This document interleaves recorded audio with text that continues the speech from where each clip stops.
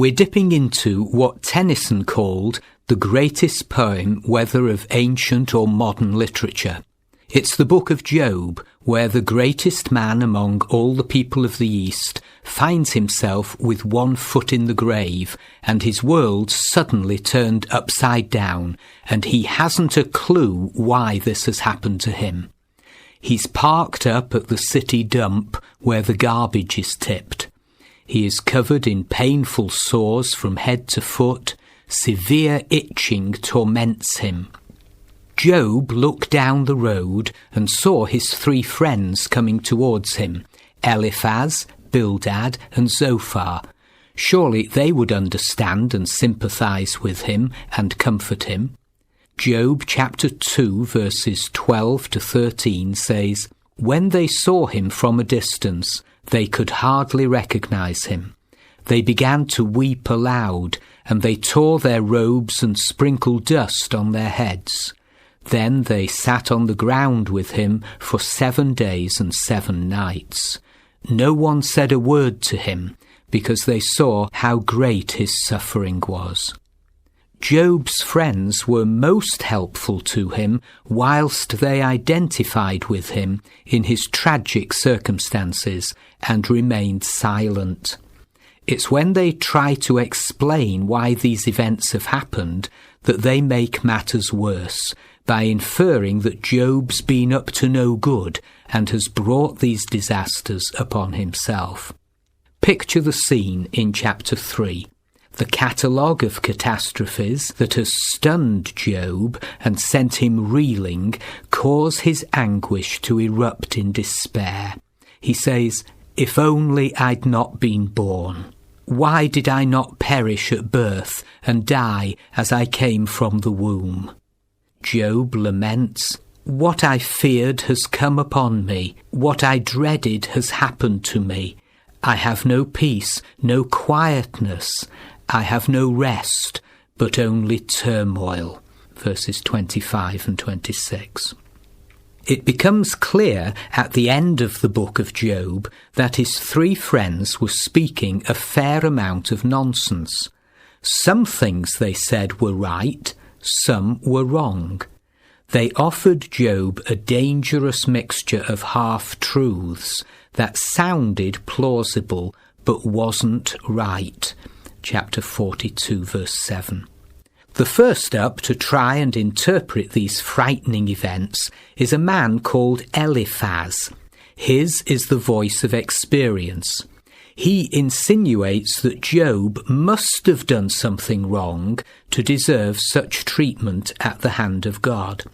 Listen to him in chapter 4, verses 7 and 8. "Consider now who, being innocent, has ever perished. Where were the upright ever destroyed? As I observed, those who plough evil and those who sow trouble reap it." Eliphaz has had a dream in the night, although there is no indication that it is from God. Eliphaz declares, in chapter 5, verses 7 to 8, "Man is born to trouble as surely as sparks fly upward. But if it were I would appeal to God. I would lay my cause before him." In chapter 5, verse 17, Eliphaz says, "Blessed is the man whom God corrects. Do not despise the discipline of the Almighty." Eliphaz's diagnosis is wide of the mark. God does discipline his children, but he does not destroy them. Chastening is not always the reason that God's people suffer.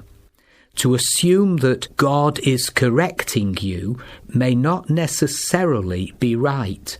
Who are you, Eliphaz, to make such a judgment? What he's come out with hasn't helped at all. In chapters 6 and 7, we find Job crying out like a wounded animal. He insists there is no secret sin in his life.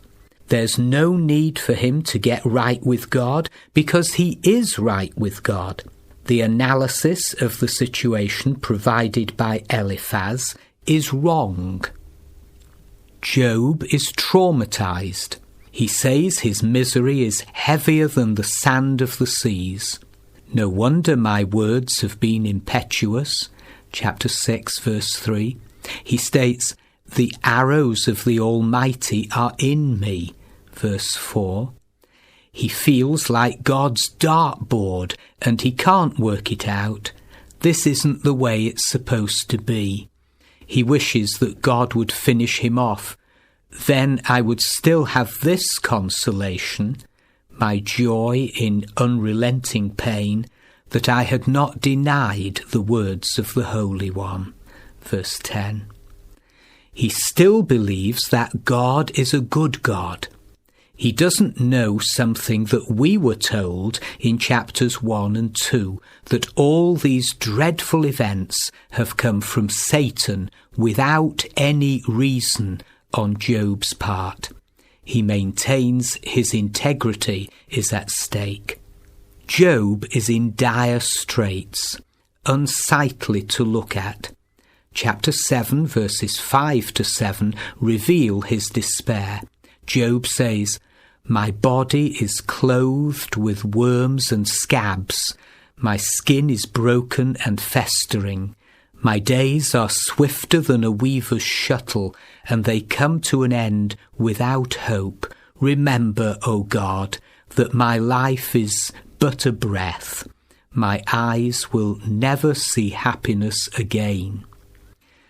Perhaps I'm addressing someone whose whole world is in ruins. You find it easy to identify with Job when he says to God, let me alone. My days have no meaning. That's chapter 7, verse 16. You're puzzled, battered and bewildered by events, so unexpected that you've been knocked for 6 and can't think straight. It all seems so unfair. Trust in God, though you can't feel him. Persevere.